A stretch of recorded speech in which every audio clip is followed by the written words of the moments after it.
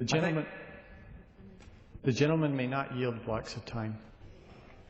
Then I recognize Mr. Walberg now. The gentleman is recognized. I thank my friend from Virginia, and Mr. Speaker, I appreciate the opportunity to speak on an issue of ultimate importance tonight. First Amendment liberties. We go back to those brave men whose shoulders we stand upon here in the chambers today. People like Jonathan Witherspoon, who said a republic once equally poised must either preserve its virtue or lose its liberty.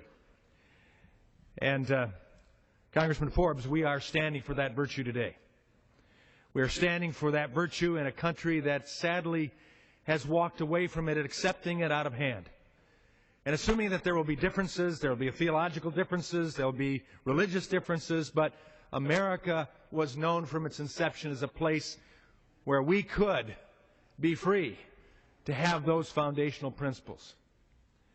Benjamin Franklin himself said, "This will be the best security for maintaining our liberties. A nation of well-informed men who have been taught to know and prize the rights which God has given them cannot be enslaved. It is the religion of ignorance that tyranny begins." And so I went to some statements that were made in the constitutions of our states, specifically those states that were our 13 colonies, to look at what our framers and founders, those back in the states that said we want a federal government, but we want a federal government that comes under the control of the states. What did they say about religion, those First Amendment liberties? I looked to just three of them, or I picked out three. I picked them out related to the highest officers of our land. The first was New York. Our Attorney General, Eric Holder, born, raised, educated in New York. New York State, in its Constitution, said the free exercise and enjoyment of religion, profession, and worship without discrimination or preference shall forever be allowed in this state to all humankind. That was New York. I went then to the state of Delaware, that state of our vice president. And in that state, the preamble to the Constitution starts out by saying, "Through divine goodness, all people have by nature the rights of worshiping and serving their Creator according to the dictates of their consciences." That's Delaware. And so then ultimately I went to the last state that I looked at, and I went to that because our president comes from Illinois, but that wasn't one of the 13 colonies. My friend from Virginia will inform me. So I went to Massachusetts, where he was educated, at Harvard Law School.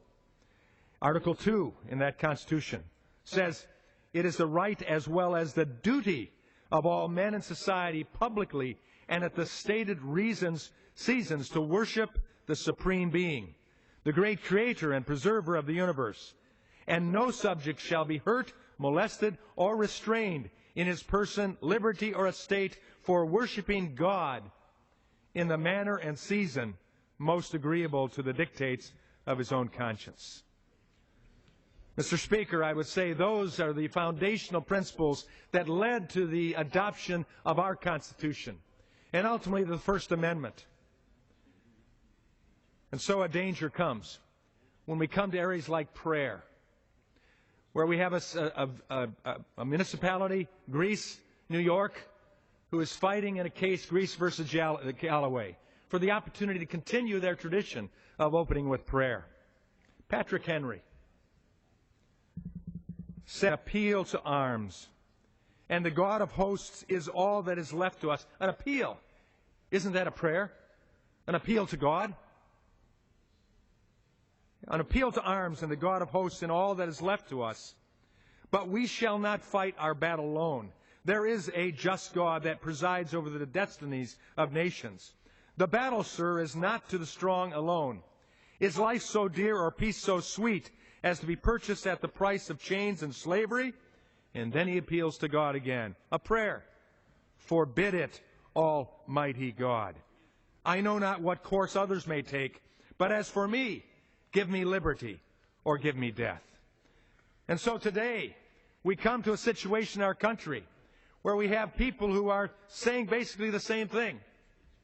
Give me liberty or give me death.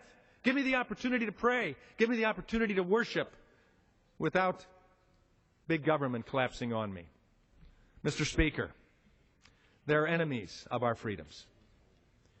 And they've somehow caught it right. Joseph Stalin said America is like a healthy body, and its resistance is threefold. It's patriotism, it's morality, and it's spiritual life. If we can undermine these three areas, America will collapse from within. He's right. We are collapsing to our detriment and to those who yearn for freedom. I end with this. A patriot, a president, a believer in prayer, a believer in the First Amendment, President Eisenhower stated in 1954, atheism substitutes men for the supreme creator, and this leads inevitably to domination and dictatorship. He went on to say we must jealously guard our foundation in faith, for on it rests the ability of the American individual to live and thrive in this blessed land and to be able to help other less fortunate people to achieve freedom and individual opportunity. These we take for granted, but to others they are often only a wistful dream. In God we trust. Our motto. Often we've heard the words of this wonderful American motto. Let us make sure that familiarity has not made them meaningless for us. We carry the torch of freedom as a sacred trust for all mankind.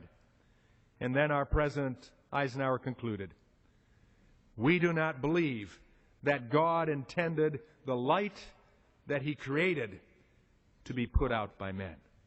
I thank my friend for allowing me to these statements tonight, and may we stand firmly to the point that ultimately our First Amendment liberties, and even more than that, the God-blessed opportunities that come from His truth, will be applauded in this land.